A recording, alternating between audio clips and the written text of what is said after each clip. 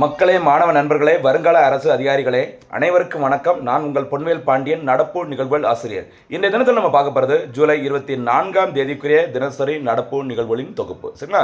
ப்ரிலிம்ஸாக இருக்கட்டும், மெயின்ஸ் தேர்வாக இருக்கட்டும், எந்த ஒரு போட்டித் தேர்வாக இருக்கட்டும், அத்தனை தேர்வுகளுக்கும் நடப்பு செய்திகள் ரொம்ப ஒரு முக்கியமான ரோல் ப்ளே பண்ணிட்டு இருக்குது. அது திட்டங்கள் வடிவத்தில் மாநாடுகள், நியமனங்கள், சரியா, செயற்கைக்கோள்கள், சயின்ஸ் அண்ட் டெக்னாலஜி எதுவுமே விடாமல் அதேமாதிரி முக்கியமான சட்டங்கள், சட்ட திருத்தங்கள், சரிங்களா, எல்லாமே கிளியராக கொடுத்துட்டுருக்குறோம். நல்ல முறையில் பயன்படுத்திக்கோங்க மக்களே. உங்களுக்கான அரசு பணியை உறுதி செஞ்சுக்கோங்க. நடப்பு செய்திகளை நல்ல முறையில் பயன்படுத்திட்டு சரிங்களா. இப்போ நம்ம பார்க்க போகிறது ஜூலை 24ஆம் தேதிக்குரிய தினசரி நடப்பு நிகழ்வின் தொகுப்பு. நம்முடைய நடப்பு செய்திகள் உங்களுக்கு பிடிச்சிருந்ததுன்னா, ஓகேவா, அந்த நோட்ஸ் எல்லாம் பிடிச்சிருந்து அப்படின்னா சரியா, என்கரேஜ் பண்ணுங்கள். சேனலை சப்ஸ்கிரைப் பண்ணிக்கோங்க. மறக்காமல் நடுவில் கேட்குற போனஸ் கேள்விகள், இறுதி கேட்குற அந்த சூப்பர் செய்திகளுக்கு பதில்களை சிறப்பான முறையில் சொல்லி கொஞ்சம் சரிங்களா ரிவிஷன் பண்ணி தேர்வில் வெற்றி பெறுங்க. சரிங்களா? இந்த கேள்வி கேட்குற ரிவிஷனுக்காக தான் மக்களை மறந்துடாதீங்க. இப்போ நம்ம ஃபஸ்ட்டு பார்க்க போகிறது இன்றைய தினத்திற்கான தலைப்பு செய்திகள். தலைப்பு செய்தியில் ஃபஸ்ட்டு பாயிண்ட் பாருங்கள், தேசிய வருமான வரி தினம் மற்றும் இந்தியாவில் தேசிய வருமான வரி தொடர்பான ஒரு சின்ன குட்டி வரலாறு. ஓகேவா? அதுக்கப்புறம் புதிய வருமான வரி சட்டம் இப்போது சரிங்களா நடைமுறையில் இருக்குது. அது எந்த ஆண்டு இயற்றப்பட்டது, இதோட ஒரு சின்ன பின்னணி என்னன்னு சொல்லி பார்க்க போகிறோம். பார்த்து முடிச்சுட்டு அகைன் இந்தியன் எக்கனாமி தொடர்புடைய ஒரு முக்கியமான நியமனம், நிதி ஆயோக் அமைப்பின் புதிய சிஇஓ யார், சரிங்களா. அதே மாதிரி நிதி ஆயோக் அமைப்பில் வேறு யாரெல்லாம் முக்கியமான பொறுப்பில் இருக்கிறாங்க அதையும் பார்க்க போகிறோம். அதை பார்த்து முடிச்சுட்டு பாதுகாப்புத்துறை தொடர்புடைய முக்கியமான செய்தி, குஷா ஏவுகணை சோதனை வெற்றி. இந்த சோதனை எங்கு நடத்தப்பட்டது, யாரால் இந்த ஏவுகணை உருவாக்கப்பட்டது, இது எந்த ஏவுகணைக்கு நிகரானது அப்படிங்கிறத பார்க்க போகிறோம் வேர்ல்டு லெவலில். ஓகேவா? அடுத்து வைபவ் சூரியவன்சி மீண்டும் உலக சாதனை, என்ன சாதனை படைச்சிருக்காங்க கிரிக்கெட்டில் பார்க்க போகிறோம். அடுத்து இந்தியாவிலேயே அதிக எண்ணிக்கையில் சாலை விபத்து நடைபெறும் மாநிலம், அதனால் ஏற்படும் மரணங்களின் எண்ணிக்கை, சரிங்களா, இதில் எந்தெந்த மாநிலங்கள் டாப்பில் இருக்காங்க அதை பார்த்து முடிச்சுட்டு அப்படியே இன்றைய தினத்திற்கான சூப்பர் சிக்ஸ் கேள்வி நம்ம பார்க்க போகிறோம். சரிங்களா? இதுதான் இன்றைய தினத்திற்கான தலைப்பு செய்திகள். இனிமேல் நம்ம பார்க்க போகிறது விரிவான செய்திகள். ஓகேவா? ஃபர்ஸ்ட் பாயிண்ட் பாருங்கள், தேசிய வருமான வரி தினம், சரியா, நேஷனல் இன்கம் டேக்ஸ் டே. ஓகேவா? இந்தியாவில் முதல் முறையாக வருமான வரி இன்கம் டேக்ஸ் இன்ட்ரடியூஸ் பண்ணது யார் பார்த்தீங்கன்னா ஜேம்ஸ் வில்சன். ஓகேவா? அவங்களுக்கு தெரிஞ்சிருக்கும். பெரும் புரட்சி, சரியா, கிரேட் ரிவால்ட் ஏற்பட்டது 1857. அதுக்கப்புறம் சரியா இந்தியன் எக்கனாமி பார்த்தீங்கன்னா பயங்கர குலப்ஸாக இருந்தது, சரியான வருமானம் இல்லை. அதனால் பிரிட்டிஷ்காரங்க என்ன பண்ணுறாங்க, வருமான வரியை அறிமுகப்படுத்துகிறாங்க. அதே வருமான வரியை சரியா, அந்த வருமான வரி எதில் அறிமுகப்படுத்துகிறாங்க, பட்ஜெட்டில். சரியா, இந்தியாவில் பட்ஜெட்டும் வருமான வரியும் அறிமுகப்படுத்தப்பட்ட வருஷம் ஞாபகம் வச்சுக்கோங்க, 1860. ஓகேவா? சரி, அந்த வருமான வரி இந்தியாவில் அறிமுகப்படுத்தப்பட்ட நாள் என்னைக்குன்னு பார்த்துக்கோங்க, ஜூலை 24, 1860. சரிங்களா? அதே மாதிரி முக்கியமான சில வருமான வரி சட்டங்கள் இயற்றப்பட்டது எப்போன்னு பார்த்தீங்கன்னா 1922. அதுக்கப்புறம் இந்தியா சுதந்திரம் பெற்ற பிறகு இந்திய அரசு இயற்றிய அந்த வருமான வரி சட்டம் 1961. சரியா, இந்த 1961 இயற்றப்பட்ட அந்த வருமான வரி சட்டம் 1962 1962 முதல் செயல்பாட்டுக்கு வந்தது குறிப்பிடத்தக்க. சரிங்களா?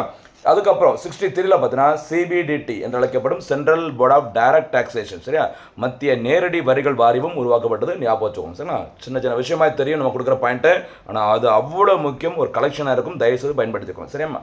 அடுத்து சரி, திடீர்னு எப்போ இந்த வருமான வரி தினம் கொண்டாடினாங்க அப்படின்னு பார்த்தீங்கன்னா 2010ஆம் ஆண்டில்.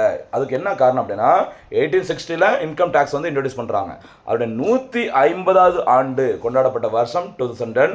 அதே முன்னிட்டு தான் ஜூலை 24 சரி 2010ஆம் ஆண்டில் முதல் முறையாக வருமான வரி தினம் கொண்டாடப்பட்டது. சரிங்களா? ஓகே, இந்த 1961 இன்கம் டேக்ஸ்க்கு பதிலாக, ஓகே, இன்கம் டேக்ஸ் ஆக்டுக்கு பதிலாக புதிய வருமான வரி சட்டம் நியூ இன்கம் டேக்ஸ் ஆக்ட் இயற்றப்பட்ட வருஷம் 2025.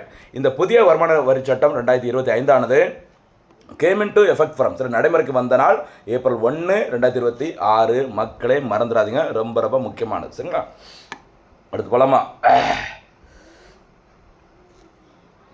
என்னோட வாய்ஸில் உங்களுக்கு புரியும் நினைக்கிறேன். சரியா, கொஞ்சம் தொண்டையும் வலிக்குது, கொஞ்சம் ஹெல்த்தும் சரியில்லை, கொஞ்சம் அட்ஜஸ்ட் பண்ணிக்கோங்க. என்னம்மா? அடுத்து இந்தியன் எக்கனாமி தொடர்புடைய ஒரு முக்கியமான செய்தி பாருங்கள், நிதி ஆயோக் அமைப்பின் புதிய சிஇஓ, சிஓனா சீஃப் எக்ஸிக்யூட்டிவ் ஆஃபீஸர், சரியா, தலைமை செயல் அதிகாரி. நிதி ஆயோக் அமைப்பின் புதிய தலைமை செயல் அதிகாரியாக சரி மூத்த ஐஏஎஸ் அதிகாரியான திரு அனுராக் ஜெயின் அவர்கள் மத்திய அரசினால் நியமனம் செய்யப்பட்டுள்ளார். அதாவது மத்திய அரசினால் அப்படின்னா இந்திய பிரதமர் நரேந்திர மோடி அவர்களால் நியமனம் செய்யப்பட்டுள்ளார். ஏன்னா நிதி ஆயோக்கில் இருக்கிற துணைத் தலைவர், சரியா, சிஇஓ எல்லாருமே யாரால் நியமனம் செய்யப்படுவாங்க, ஞாபகம் வச்சுக்கோங்க, பிரதமர் அவர்களால். ஓகேவா? அடுத்து அனுராக் ஜெயின் அவர்கள் 1989ஆம் ஆண்டில் மத்திய பிரதேச மாநிலத்தை சேர்ந்த ஒரு ஐஏஎஸ் ஆஃபீஸர் என்பது குறிப்பிடத்தக்கது. சரிங்களா? அடுத்து இப்படி தேர்ந்தெடுக்கப்பட்டுள்ள அனுராக் ஜெயின் அவர்கள் எத்தனை ஆண்டுகள் பதவி காலத்தில் இருப்பாங்க அப்படின்னா 2 ஆண்டுகள் பதவியில் இருப்பாங்க. இவரை நியமனம் செய்தவர் பிரதமர் நரேந்திர மோடி அவர்கள். நரேந்திர மோடி அவர்கள் தான் நிதி ஆயோகோட தலைவர், ஞாபகம் வச்சுக்கோங்க சரிங்களா. இந்த நிதி ஆயோக் அமைப்பின் முதல் தலைமை நிர்வாக அதிகாரி, அதாவது சீஃப் எக்ஸிக்யூட்டிவ் ஆஃபீஸராக இருந்தவர் யார் பார்த்தீங்கன்னா சிந்து ஸ்ரீ குல்லர். சரியா, சிந்து ஸ்ரீ குல்லர் அவர்கள் ஃபர்ஸ்ட். இப்போ கரண்ட்ல பார்த்தீங்கன்னா ஞாபகம் வச்சுக்கோங்க அனுராக் ஜெயின் அவர்கள். அதே மாதிரி 2015ஆம் ஆண்டில் ஜனவரி மாதம் இந்த பதவியில் நியமிக்கப்பட்டாங்க சிந்து ஸ்ரீ குல்லர் அவர்கள். இதோட முதல் தலைவராக இருந்தவர் தற்போதும் இருப்பவர் பிரதமர் நரேந்திர மோடி அவர்கள். ஞாபகம் வச்சுக்கோங்க, நரேந்திர மோடி அவர்கள் நிதி ஆயோக்கோட பதவி வழி தலைவர் அல்லது பெயரளவு தலைவர்னு சொல்லுவாங்க. சரியா, எக்ஸ் அஃபிஷியோ சேர்மன் அல்லது நாமினல் ஹெட்னு சொல்லுவாங்க. சரியா, ஒரு நிதி ஆயோக் அமைப்பு என்ன வேலை செய்யணுமோ அதற்கான எல்லா பணிகளையும் இழுத்து போட்டு செய்கிறது யார் மாதிரினா வைஸ் சேர்மன், சரி, அல்லது டெபுட்டி சேர்மன். ஓகேவா, அந்த டெபுட்டி சேர்மனை தான் என்ன சொல்லுவாங்க அப்படின்னா துணைத் தலைவர் தான் உண்மையான தலைவர், ரியல் ஹெட்னு சொல்லுவாங்க. ஃபங்க்ஷனல் ஹெட், சரியா, நிர்வாக தலைவர்னு சொல்லுவாங்க.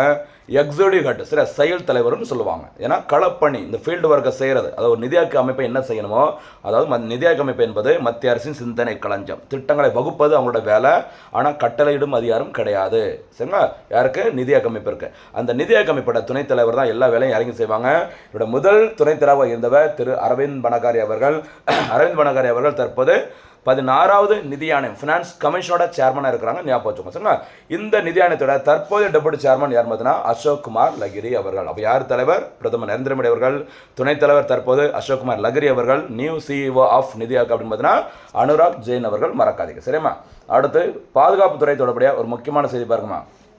குஷா ஏவுகணை சோதனை வெற்றி, KUSHA. ஓகேவா, ஜூலை 23, 2026 அன்று இந்தியாவிலே தயாரிக்கப்பட்ட சரி அந்த குஷா என்று அழைக்கப்படும் நீண்ட தூர தரையிலிருந்து வானில் உள்ள, சரியா, லேண்ட் டு ஏர் அப்படி சொல்லுவாங்கள்ல, தரையிலிருந்து வானில் உள்ள ஏவுகணை, சரி, இலக்கை துல்லியமாக தாக்கி அளிக்கும் அந்த ஏவுகணை தான் இந்த குஷா ஏவுகணை. சரியா, ஓகே. இதை உருவாக்குனது யாருன்னு பாருங்க, DRDO. DRDOனா defence research and development organisation. இந்தியாவில் பாதுகாப்புத்துறைக்கான தலைமை ஆராய்ச்சி அமைப்பு தான் DRDOன்னு சொல்லுவாங்க. இந்த DRDO அமைப்பு உருவாக்கப்பட்ட வருஷம் 1958. இந்த DRDOட ஹெட் குவார்ட்டர்ஸ் எங்கே இருக்குது? டெல்லியில் இருக்குது. ஞாபகம் வச்சுக்கோங்க சரிங்களா. இந்த DRDO உருவாக்கிய அந்த குஷா ஏவுகணை எதற்கு நிகரானது அப்படி சொல்கிறாங்க அப்படின்னா, இந்த வான் பாதுகாப்பு அமைப்பிற்காக இந்தியா ரஷ்யாவிடமிருந்து ஒரு ஏவுகணை வாங்கியிருந்தாங்க, ஒரு ஏவுகணை அமைப்பு.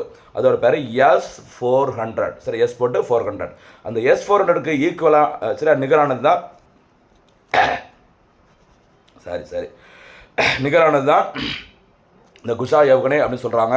இந்த ஏவுகணை சோதனை வந்து நடைபெற்ற இடம் அப்துல் கலாம் தீவு அமைந்துள்ள மாநிலம் ஒடிசா. சரி, அப்துல் கலாம் தீவோட பழைய பேர் வீலர் ஐலாண்டுன்னு சொல்லுவாங்க. வீலர் தீவு, அதனுடைய புதிய பெயர் தான் அப்துல் கலாம் தீவு. அங்கு தான் இந்த சோதனை நடைபெற்றது குறிப்பிடத்தக்கது. சரிங்களா, இந்த குஷா ஏவுகணையோட அந்த ரேஞ்ச் எவ்வளோ தூரம் வந்துட்டு இந்த டிஸ்டன்ஸில் இலக்கை தாக்கி அளிக்கும் பார்த்தீங்கன்னா ஒரு சரி 3 ஸ்டேஜில் இருக்குது. ஓகேவா, ஒரு ஒன்று 150 கிலோமீட்டர், அடுத்து 250 கிலோமீட்டர், அடுத்து 400 கிலோமீட்டர். இதே மாதிரி தான் இந்த S-400 அந்த வான் பாதுகாப்பு அமைப்பையும் செயல்படும். ஞாபகம் வச்சுக்கோங்க. அதனால தான் அந்த S-400க்கு ஈக்குவலானது குஷா. அதனால ரொம்ப ரொம்ப அரிய சாதனை. ஞாபகம் வச்சுக்கோங்க. பாதுகாப்பு துறையில் யார் படைச்சிருக்கிறா?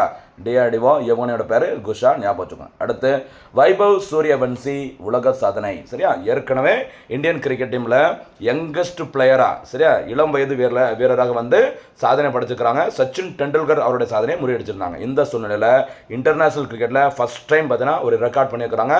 யார்? இந்திய கிரிக்கெட் வீரர் வைபவ் சூரியவன்சி.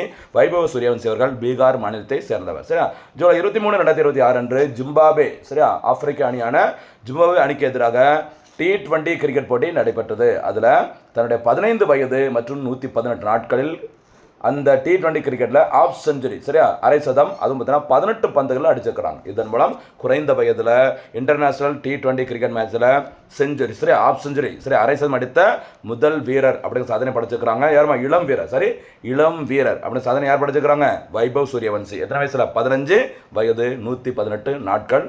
எந்த அணிக்கு எதிராக? ஜிம்பாப்வே.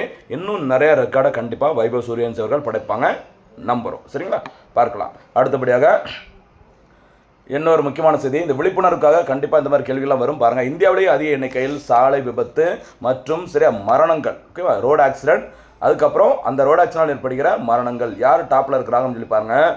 இந்தியாவில் இப்போ பார்லமெண்ட் கூட்டத்தொடர் நடக்கும்ல, அந்த டைமில் இந்திய சரியா மத்திய சாலை போக்குவரத்து, ஓகேவா, மற்றும் நெடுஞ்சாலைத்துறை அமைச்சர் நிதின் கட்காரி அவர்கள் ஒரு கேள்விக்கு பதிலளிக்கும் போது இந்த தகவலை தெரிஞ்சுக்கிறாங்க. என்னன்னா 2025ஆம் ஆண்டில் இந்தியாவில் நடைபெற்ற மொத்த ரோடு ஆக்சிடென்ட், சரியா, சாலை விபத்தின் எண்ணிக்கை 5.13 லட்சம். 1 இயரில் 5.13 லட்சம் சாலை விபத்துகள் ஏற்பட்டுள்ளது. இதன் காரணமாக எவ்வளோ பேர் இறந்துருக்காங்க அப்படின்னு சொல்லி பார்த்தீங்கன்னா 1.83 லட்சம் பேர் இறந்துருக்கிறாங்க. சரியா? அதே மாதிரி அதிக எண்ணிக்கையில் அந்த சாலை விபத்து ஏற்பட்ட மாநிலம் எதுன்னு பார்த்தீங்கன்னா தமிழ்நாடு தான் கண்டினியூஸாக டாப்பில் இருக்கிறாங்க நம்பர் ஆஃப் ரோடு ஆக்சிடென்ட்டில். ஓகேவா? அந்த ரோடு ஆக்சிடென்ட்டில் ஏற்படுகிற நம்பர் ஆஃப் டெத்து, சரி, அந்த மரணத்தில் டாப்பில் இருக்க யார் பார்த்தீங்கன்னா உத்தரப்பிரதேசம் டாப்பில் இருக்கிறாங்க. ஞாபகம் வச்சுக்கோங்க. தமிழ்நாட்டில் மட்டும் 71,387 விபத்துக்கள், சாலை விபத்துகள் ஏற்பட்டுள்ளது. சரிங்களா? அதே மாதிரி உத்தரப்பிரதேச மாநிலத்தில் 27,550 மரணம் ஏற்பட்டுள்ளது சாலை விபத்து காரணமாக. ஞாபகம் வச்சுக்கோங்க. ஓகே, அடுத்து இந்த மாதிரி சாலை விபத்துகளை குறைப்பதற்காக ஓகேவா மத்திய அரசு பார்த்தீங்கன்னா ஒரு 4 விதமான ஒரு பாலிசியை உருவாக்கியிருக்கோன்னு சொல்லியிருக்கிறாங்க. அந்த தடுப்பு நடவடிக்கையோட பேர் கல்வி, பொறியியல், சரியா, சாலைகள் மற்றும் வாகனங்கள் அப்படிங்கிற பேரில் சொல்லியிருக்கிறாங்க. எப்படி சிறப்பாக செயல்படுத்த போகிறாங்க, எப்படி இந்த நம்பர் ஆஃப் ரோட் ஆக்சிடென்ட்டை கம்மி பண்ண போகிறாங்க அப்படிங்கிறத பொறுத்து இருந்து பார்க்கலாம். சரிங்களா? பாருங்கள். சரியா? தடுப்பு நடவடிக்கைகள் கல்வி, பொறியியல், சரியா, பொறியியல் அமலாக்கம் மற்றும் அவசர சிகிச்சை ஆகிய 4 தூண்களின் கீழ், ஒரு 7 பில்லர்ஸ் கீழ், ஓகேவா, 4 தூண்களின் கீழ் சாலை விபத்துகளை தடுப்பதற்கான கொள்கையை மத்திய அரசு வடிவமைத்துள்ளது. ஓகேவா? அடுத்து உங்களுக்கான ஒரு வேலை PM ரகத் திட்டம், அடுத்து ராக்வேர் அப்படிங்கிற ஒரு திட்டம். இந்த திட்டங்கள் எதனுடன் தொடர்புது அப்படிங்கிற போனஸ் கேள்வியை சொல்லுங்கள். நம்ம ஆல்ரெடி இதை பார்த்துருக்குறோம். சரியா? சாலை விபத்து தொடர்பானது இந்த ரெண்டுமே. ஓகேவா? ஒன்று சாலை விபத்தினால் ஏற்படும் மரணத்தை தடுப்பது, இன்னொன்று சாலை விபத்தினால் மாட்டினவங்கள ஹாஸ்பிட்டலில் கொண்டு சேர்க்குறவங்களுக்கு ஊக்கத்தொகை வழங்கும் திட்டம். ரெண்டுமே எப்போ தொடங்கினாங்க என்ன அப்படிங்கிறத போனஸ் கேள்வியை நினச்சிட்டு சூப்பராக பதில் சொல்லுங்கள். சரிங்களா? ரொம்ப ரொம்ப முக்கியமானது. சரியா? அடுத்தபடியாக என்ன தெரிஞ்சிருக்கான சூப்பர் 6 கேள்விகள். முதல் சூப்பர் 6 கேள்வி பாருங்கள். தேசிய வருமான வரி தினம் எப்போது கடைபிடிக்கப்படுகிறது? செகண்ட் கொஸ்டின், தற்போது நடைமுறையில் உள்ள வருமான வரி சட்டம் எப்போது முதல் நடைமுறைக்கு வந்தது? தேர்ட் கொஸ்டின், நிதி ஆய்வு அமைப்பின் தற்போதைய, சரியா, அது புதிய CEO யார்? ஃபோர்த் ஒன், S-400 ஏவுகணைக்கு நிகராக DRDO உருவாக்கியுள்ள இந்தியாவின் அந்த புதிய ஏவுகணையின் பெயர் என்ன?